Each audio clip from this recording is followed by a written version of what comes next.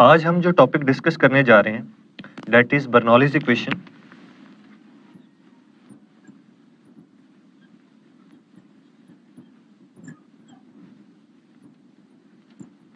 Bernoulli's equation basically fluid dynamics की एक fundamental equation है जो कि एक फ्लोइंग फ्लूइड की kinetic energy per unit volume, potential energy per unit volume और प्रेशर को आपस में डिस्कस करती है।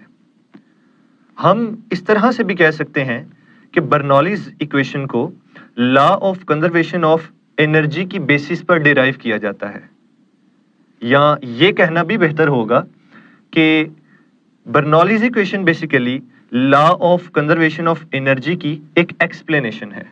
तो इंपॉर्टेंट पॉइंट ये है कि Bernoulli's equation is explanation of law of conservation of energy. Bernoulli's equation को समझने के लिए हम आइडियल फ्लूइड को कंसीडर करेंगे और एक नॉन यूनिफॉर्म साइज पाइप की मदद से देखेंगे कि बर्नौलीज इक्वेशन के डिफरेंट पैरामीटर्स क्या हैं और उन्हें किस तरीके से एक्सप्लेन किया जाता है। लेट्स से हमारे पास एक नॉन यूनिफॉर्म साइज का पाइप है।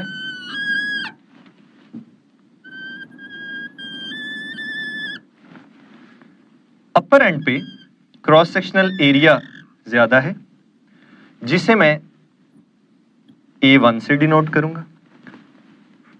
लोअर एंड पे क्रॉस सेक्शनल एरिया A2 है जो कि अपर एंड से एरिया क्या है, लेसर है। लेट्स सपोज कि एक फ्लूइड फ्लो कर रहा है, तो यहां पर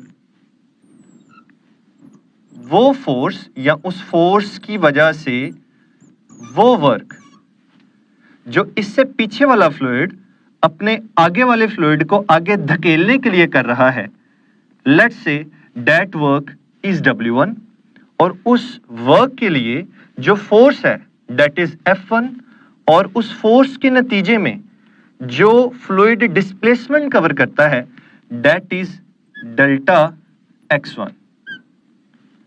ये डिस्प्लेसमेंट है।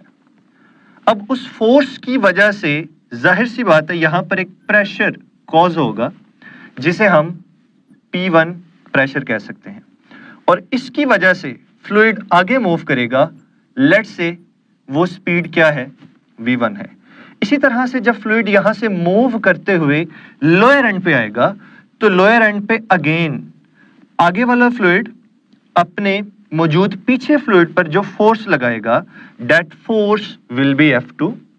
उस फोर्स की वजह से जो डिस्प्लेसमेंट कॉज होगा उसे हम यहां पे डेल्टा x2 के तौर पे रिप्रेजेंट कर सकते हैं, और फोर्स की वजह से जो प्रेशर यहां पे कॉज होगा उस प्रेशर को हम लोग P2 कहेंगे। एक बात यहां पे बहुत ज्यादा इंपॉर्टेंट है कि these two pressures are not atmospheric pressures. ये बात आप लोगों ने अच्छे से याद रखनी है। और यहां पर फ्लो करने वाले फ्लूइड की जो स्पीड है उसे हम V2 के टर्म्स में रिप्रेजेंट कर सकते हैं।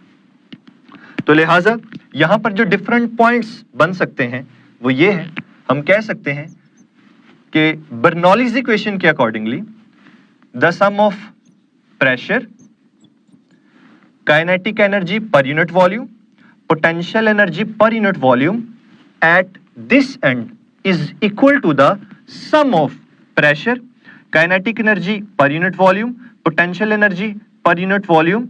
वो इस एंड के लिए भी वही होगा।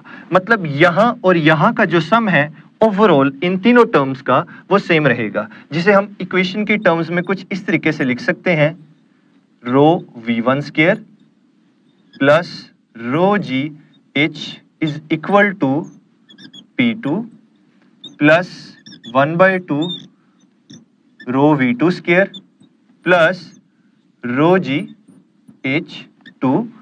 अब मैंने यहां पर H1 और H2 की टर्म्स को लिखा है, तो बेसिकली ये हाइट है। इसका मतलब ये हुआ कि जहां पर हमारा नॉन यूनिफॉर्म साइज का क्रॉस सेक्शनल, ये non uniform cross sectional area का पाइप है, वहां पर हम लोगों ने इसकी हाइट किसी रेफरेंस लेवल से डिस्कस की हुई है, और वो हाइट हम लोग पाइप के सेंटर से एज्यूम करेंगे।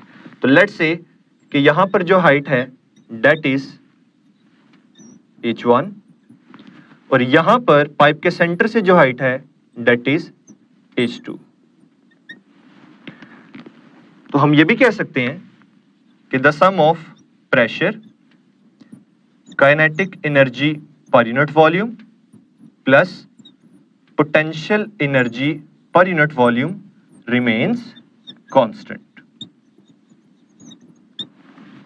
अब यहां पर एक समझने वाली बात है कि हम इस टर्म को प्रेशर का नाम दे रहे हैं, इस टर्म को kinetic energy per unit volume का नाम दे रहे हैं, इस टर्म को potential energy per unit volume का नाम दे रहे हैं। तो क्या ऐसा पॉसिबल है कि हम डिफरेंट फिजिकल क्वांटिटीज को ऐड कर सकें? ऐसा बिल्कुल भी नहीं, क्योंकि kinetic energy per unit volume के वही यूनिट्स हैं जो प्रेशर के यूनिट्स हैं।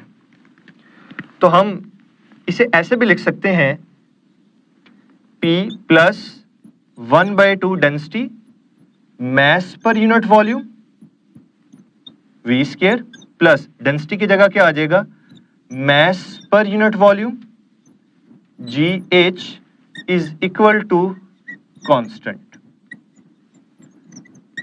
अगर मैं क्या करूं, वॉल्यूम V से मल्टीप्लाई कर दूं, तो इसकी जो नई शेप बनेगी, इस इक्वेशन की जो एक नई शेप बनेगी वो कुछ इस तरीके से होगी, PV plus 1/2 mv square plus mgh is equal to constant. तो लिहाजा यहां से हमें यह समझ में आया कि अगर मैं इस इक्वेशन की बात करूं, P plus 1/2 rho v square plus rho g h, तो यहां पर ये तीनों टर्म्स प्रेशर को रिप्रेजेंट कर रही हैं। इसके यूनिट्स और इसके यूनिट्स, यानी तीनों टर्म्स के जो यूनिट्स हैं वो प्रेशर की टर्म्स में हैं।